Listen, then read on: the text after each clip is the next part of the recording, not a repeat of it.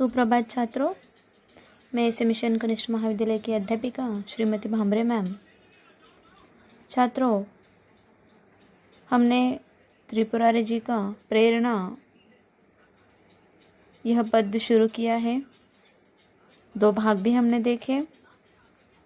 यह जो भाग है इस पद्य का अंतिम भाग है, इस कविता का अंतिम भाग है, जिसमें हम अंतिम 3 त्रिवेणियाँ देखने वाले हैं। उससे पहले मैं आपको बता दूं कि पिछले वीडियो में हमने क्या देखा। पिछले वीडियो में हमने देखा कि उगते सूरज को सब सलामी देते हैं, लेकिन डूबते वक्त उन्हें भूल जाते हैं, जिसमें मैंने आपको माँ बाप का उदाहरण दिया था, है ना। और आपको यह भी बताया था कि जो कष्ट करता है उसके मार्ग में बाधाएं आती है, वह आदमी गिर जाता है, परंतु गिरकर भी क्या करना है, खुद को संभलना है। आगे कवि ने कहा था कि चाहे कितना भी घनघोर अंधेरा छाया हो, इर्द गिर्द भले कितना भी अंधेरा छाया हो, लेकिन उम्मीद की एक चिंगारी हम अपने मन में हमेशा जलाए रखना। और ये बात हमेशा ध्यान में रखना कि सुबह को भी रात की कोख से जन्म लेना पड़ता है। फूलों को भी कांटों से, जैसे गुलाब का फूल है उसे भी कांटों से खिलना पड़ता है, तभी तो उसकी सुंदरता महकती है। वैसे ही हमारा जीवन है, कांटों पर तो हमें चलना ही पड़ेगा। आगे कवि कहते हैं कि कर्ज लेकर उम्र के लम्हों से बो दिए बीज मैंने हसरत के। यहाँ पर मैंने आपको बताया था कि जितना भी अनुभव कवि ने लिया है ना, मानो वो कर्ज और हसरत के बीज बोए, उम्मीद के, ख्वाहिशों के, जिसे हमेशा जिंदा रखना है, जिसकी फसल अगर आप उम्मीद रखेंगे, ख्वाहिश रखेंगे, तो आपकी ख्वाहिश ज़रूर पूरी होगी। जब दूर का ना दिखाई देता हो तो फूट फूट कर कदम रखो, पास का तो देखो, आगे बढ़ते जाओ, एक एक कदम आगे डालते जाओ। आप अपने आप कब अपनी मंजिल तक पहुंच जाएंगे आपको पता भी नहीं चलेगा। अगली त्रिवेणी छात्रों हम इस वीडियो में अब पढ़ने वाले हैं।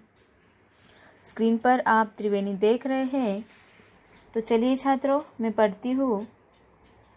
अपनी आँखों में जब भी देखा है, एक बच्चा सा खुद को पाया है। कौन कहता है उम्र बढ़ती है, बिल्कुल सही। उम्र तो बढ़ती है, परंतु ये मन, ये इंसान हमेशा वैसा का वैसा ही रहता है। कवि कहते हैं भले हम वयस्क क्यों न हो जाए, परंतु उनके अंदर अभी भी एक बचपना उनके साथ है। वे कहते हैं कि आज भी वो उस बचपन को महसूस करते हैं, उन दिनों को महसूस करते हैं, उन यादों को महसूस करते हैं। वो कहते हैं कि इतनी उम्र में भी बचपना उनके अंदर है, तो लोगों का यह कहना बिल्कुल भी गलत है कि उम्र बढ़ती रहती है।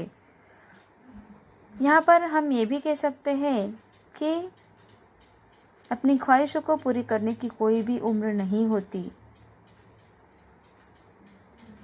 आपके मन में जिद होना ज़रूरी है, आपका मन हमेशा तैयार रहना ज़रूरी है। मन में शक्ति है, इच्छा शक्ति है, तो किसी भी उम्र में आप अपनी ख्वाहिशें पूरी कर सकते हैं। मन की कोई उम्र नहीं होती है, उम्र तो शरीर की होती है। यही इन पंक्तियों के माध्यम से कवि कह रहे हैं। अगली त्रिवेणी देखिए। आंसू खुशियाँ एक ही शय है, नाम अलग है इनके। पेड़ में जैसे बीज छुपा है, बीज में है पेड़ जैसे। एक में जिसने दूजा देखा, वह ही सच्चा ज्ञानी। बहुत खूब। देखिए छात्रों, कवि यहाँ पर क्या कह रहे हैं कि आंसू और खुशियाँ ये दोनों एक ही शय है, सिर्फ नाम अलग है इनके। ये तो जीवन का भाग है ना। आंसू के बिना खुशी नहीं और खुशी के बिना आंसू नहीं, यानी क्या, सुख के बिना दुख नहीं और दुख के बिना सुख नहीं। दोनों को समझने के लिए, दोनों की अहमियत को समझने के लिए दोनों में से गुजरना बहुत ज़रूरी होता है। इनके तो सिर्फ नाम अलग है। जितनी तकलीफ होगी, जितने दुख सहेंगे, उतनी बड़ा सुख आपका इंतज़ार कर रहा होता है आगे। कवि कहते हैं कि पेड़ में जैसे बीज छुपा है, बीज में है पेड़ जैसे। अर्थात ही ये तो बिल्कुल सही बात है कि पेड़ में जैसे बीज छुपा है, अर्थात ही पेड़ में बीज छुपा है और उसी बीज के अंदर आने वाला भविष्य पेड़ छुपा है। दोनों एक दूसरे में ही छुपे हुए होते हैं। और कवि कहते हैं कि एक में जिसने दूजा देखा वह ही सच्चा ज्ञानी है। बिल्कुल सही। जिसने सुख में दुख और दुख में सुख को जाना, पहचाना, समझा, वह सच्चा ज्ञानी है, समझदार है। वह संसार को समझता है और हर एक स्थिति में खुश रहता है। यही जीवन की सच्चाई है, यही जीवन का सार है, इसे कवि यहाँ पर कहते हैं। चलिए छात्रों, अगली पंक्तियाँ देखते हैं। चाहे कितनी ही मुश्किलें आए, छोड़ना मत उम्मीद का दामन, ना उम्मीदी तो मौत है प्यारे। बहुत खूब। क्या कहते हैं कवि कि चाहे कितनी ही मुश्किलें आए, मुश्किलें किसके जीवन में नहीं आती है। आप कोई भी काम करने जाओ, सबसे पहले मुश्किलें आपके सामने आएंगी, समस्याएं आपके सामने आएंगी। परंतु अगर आपकी इच्छा शक्ति ज़बरदस्त हो, आपकी मन की शक्ति, मन की ताकत ज़बरदस्त हो, तो जो उम्मीद आप रखते हैं उसे छोड़ना नहीं है। उम्मीद का दामन थामे रखना है, उम्मीद का दामन थाम कर चलना है, मुश्किलों का सामना करना है, संकटों से लड़ना है, समस्याओं को सुलझाना है। नाउम्मीदी तो मौत है प्यारे।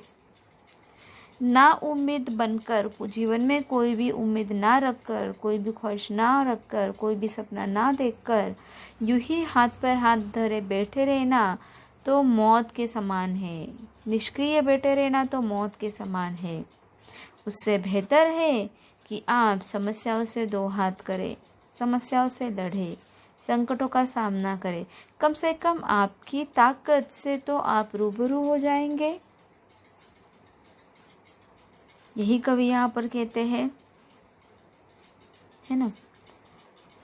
कवि ने कहा है कि परिस्थिति कैसी भी हो, हमें निराश नहीं होना चाहिए।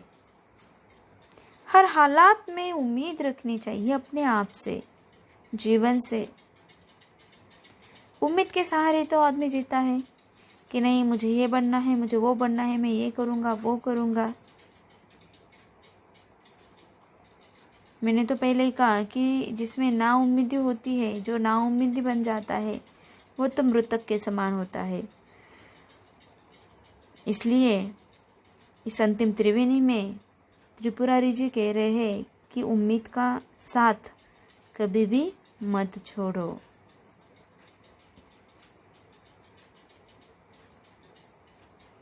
तो छात्रों, इस तरह से यह कविता हमने पूरी की। प्रेरणा बहुत ही अच्छी कविता है।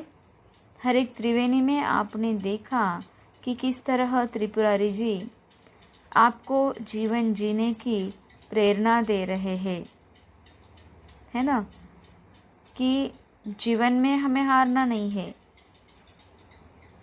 लड़ना है, चलते रहना है, पीछे हटना नहीं है। यही तो जीवन है। इसीलिए कविता का नाम ही है प्रेरणा।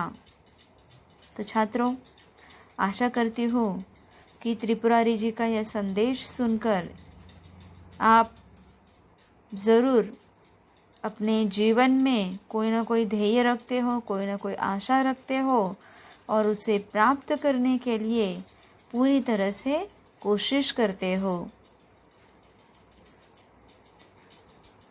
तो छात्रों, आशा करती हूँ ये कविता आपको समझ में आ गई होगी। अगले वीडियो में हम मिलेंगे अगले नए भाग के साथ। तब तक के लिए अलविदा छात्रों।